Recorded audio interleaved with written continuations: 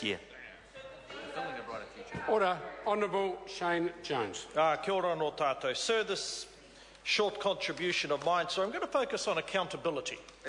I'm going to focus, sir, on accountability in three areas. Number one, the absence of any accountability from Judith Collins in terms of giving, sir, a truthful account of what happened whilst she was on her Oriental Express.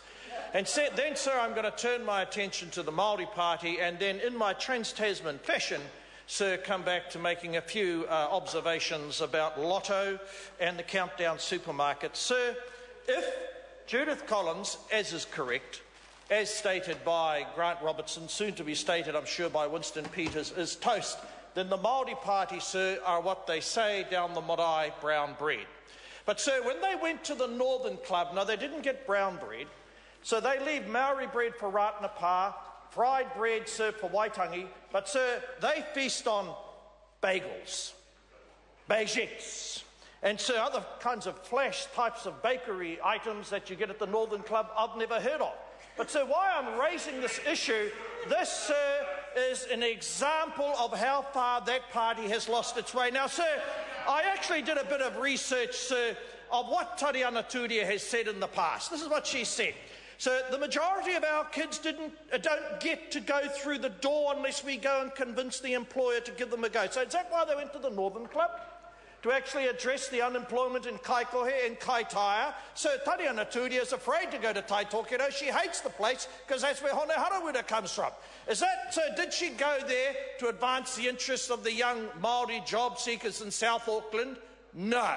Well, perhaps, sir, she went for this reason. There's only one party you can trust with absolute certainty, according to Tariana Turia, to protect and look out for Māori interests, and that's the Māori Party. Is that the Māori Party, sir, that's now whistling, who pays the piper calls the tune?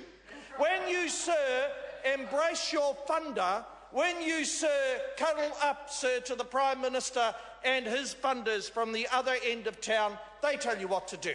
There's no independence left with that particular party, sir.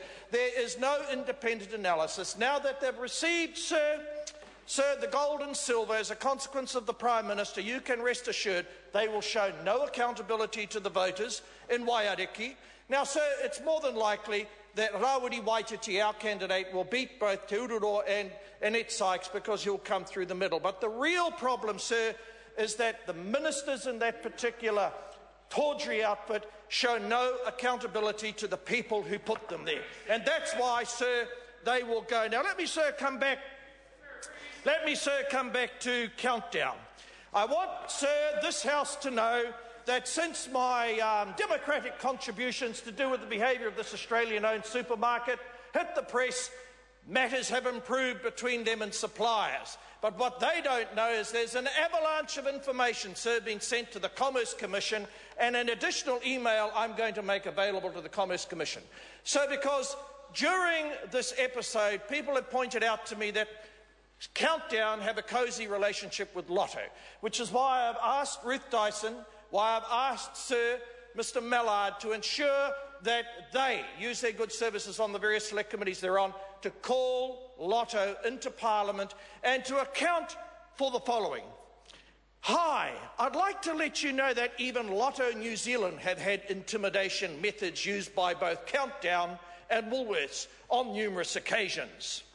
And with all the Lotto executive team keeping this very quiet, which is why they must be forced to come to Parliament, hundreds and thousands of dollars have been paid to both of these entities in project payments. This is so that Lotto can sell tickets through the checkouts, worsening gambling spread, at a time when Lotto bases itself on the myth of being the family concern. This also is because Countdown threatened to close, sir, Lotto counters in their stores.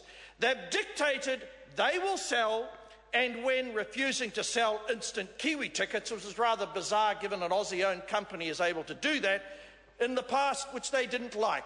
No other Lotto retailer can or has been allowed to do this, only Countdown. Everyone is under strict threats to not to say anything from the Chief Executive Officer to the Chief Operational Officer. Sir, drag those people to the highest court in the land and bring them before the select committee of this parliament to account for their dealings, possibly dodgy. Melissa Lee.